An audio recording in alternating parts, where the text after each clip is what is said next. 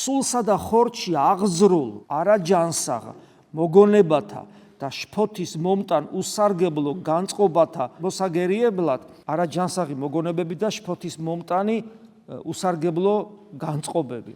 ხშირად არის ხოლმე, რომ ადამიანი წარსულ ცხოვრებიდან რაღაცებს იხსენებს, როგორც ცოდა მაგალითად, სინანულით და აწუხებს, ან როგორც ჩაიდინა ესე ან რა განსასწრელი შემთხვევა და ასე შემდეგ.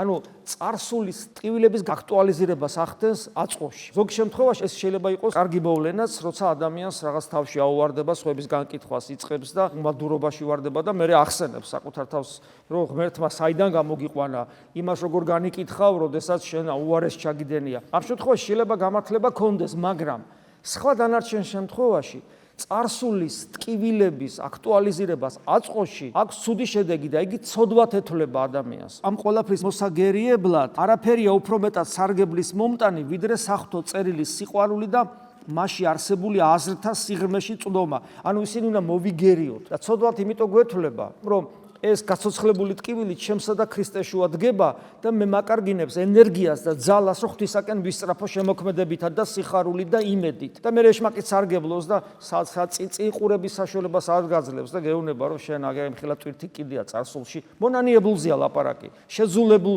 ცოდვაზეა საუბარი და შეიძლება ცოდვა არც იყოს, რაღაცა მწუხარება იყო შენ ცხოვრებაში და იმას მუდმივად ახსენებ, იდგუნავ თავს, ეს ხელს გიშლის ქრისტესთან ურთიერთობაში, ამიტომ ითვლება ის ცოდვად.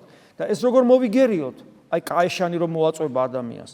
ერთ-ერთი საშუალება. საღვთო წერილის სიყვარული, რომელსაც სულ მუდამ ვამბობთ, მუდამ ვიკითხოთ წმინდა წერილი. საღვთო წერილის სიყვარული, რატო არ კითხულობს ადამიანი? არ უყვარს. ვინ არ უყვარს? საღვთო წერილი?